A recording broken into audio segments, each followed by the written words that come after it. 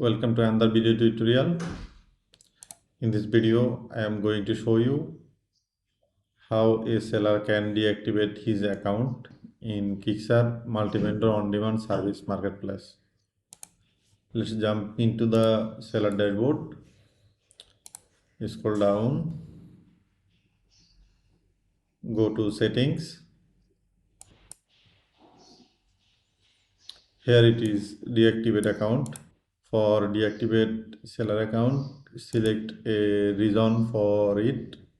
Let's select a reason, personal reason. Describe something about the reason here, then click on deactivate account. Once you deactivate your account, it will be none of your services will be shown in the front end home page,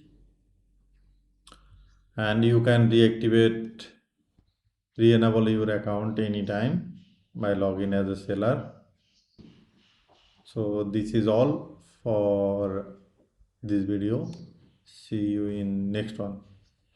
Thank you so much for watching.